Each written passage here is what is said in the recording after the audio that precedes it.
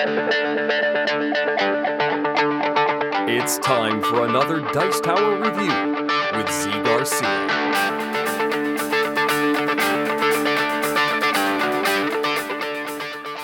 Hey everybody, today I'm taking a look at a small card game called Herbaceous here, which is a set collection card game. You are going to be drawing, flipping over herb cards, and then collecting those and planting them in front of you to attempt to score the most victory points and of course have the most righteous herbaceous collection. Let's take a look at how this works and then we'll come back. I'll tell you what I thought of it. Here we go.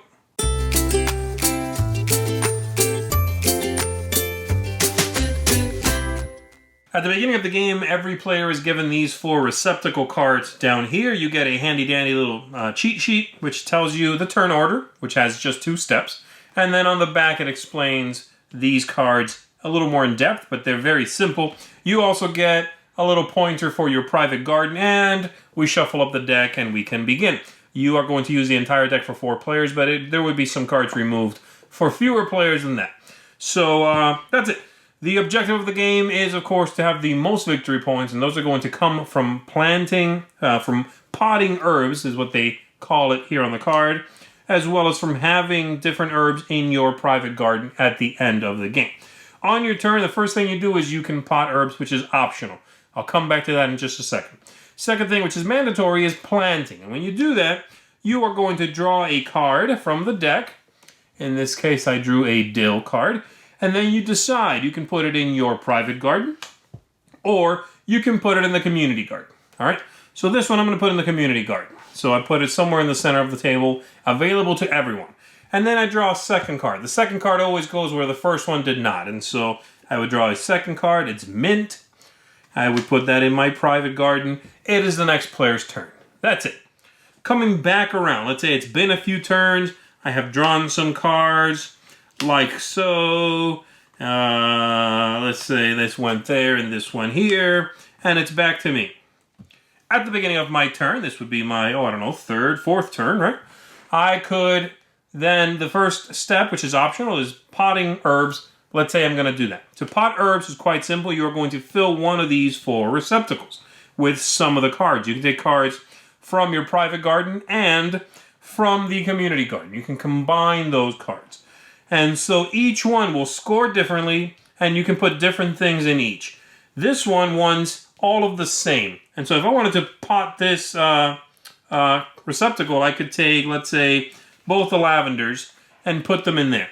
Now the trick is, as soon as you plant something in there, I keep saying plant, but they use that terminology for drawing cards, which confuses me. But anyway, when you want to put cards in here, you can only do it one time. And so if I pull the trigger at 2 cards, that means if later on there were more here I could put in there, I cannot do it, because as soon as I pot these in here, that's it for that one receptacle.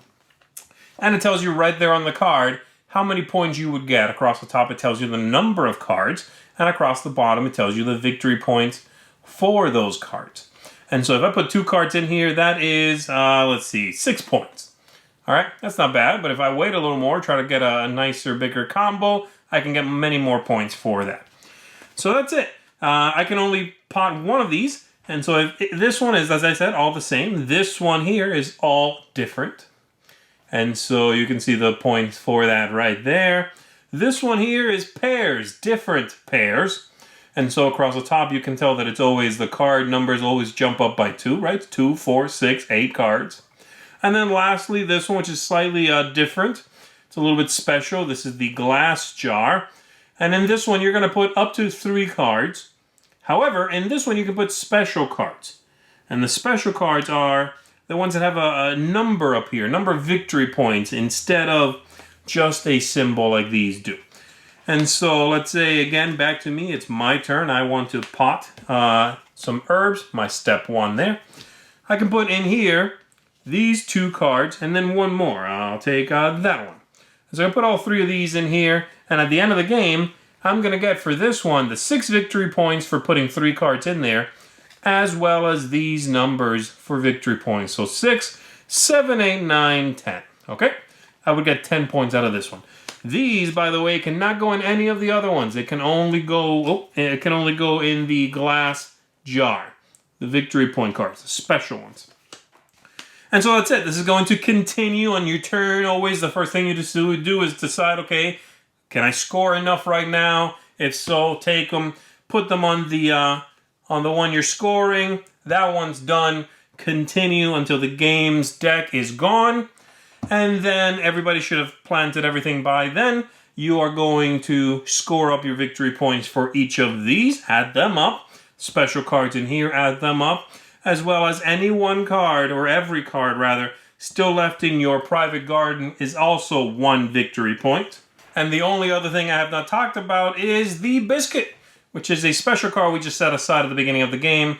And if anyone ever gets in their glass jar, they get a value 1, a special card with a 1, so a mint, a value 2, and a value 3. Let's see what my 2 is here. It's in here somewhere.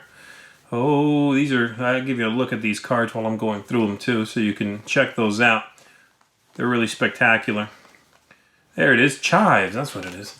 All right, so mint and chive and thyme. If you get that combination in your glass jar and you're the first one to do it, then you get the biscuit, which is worth 5 victory points. All right, that's it. Score everything up. Whoever's got the most points at the end of the game is the winner. Besides all of that, there's also a single-player variant in the game that I'm briefly just going to talk about, which involves removing about half the deck, playing as you normally would, pretty much. Same cards down here, private garden, community garden, same thing. But you have a limit of cards in the public garden, in the community garden. So if you wait too long, they wipe away. Basically, if you go above 5, I think it's 5. If you go above 5, you're wiping away the community garden. So it forces you to have to, plant to pot some herbs. So that's that. It's really short, that single player game as well. So it's a super filler, if you want to play the game and you want to play solitaire. That should give you a good idea of what I'm talking about here. Let's go back up top. Let me tell you what I thought. So first, I'll state the obvious here, for me anyway, and that is that the game's look is really superb. The artwork is warm, it's inviting, it's technically very well done, and artistically very pleasing and well done as well. So on that front, they knocked it out of the park. The game's production is also very nice, so I like that as well. The gameplay is fine. It's a neat game. It's not a game that's going to keep me up at night thinking about its strategic possibilities, But I think pursuing that in this small card game is sort of missing the point anyway. The game does do one thing that it does particularly well, and that is create a mood of relaxation. It's a very relaxing game. It's almost a Zen game, and I like that. It's rare finding a game that achieves that quality. The game it's warm, it is relaxing, it's inviting, and all of these things are not typically words that I would use to describe a game. And I could see how some people would be turned off by that quality. I myself am not going to be in the mood to play this game all the time. I have to be in the right mind frame, right?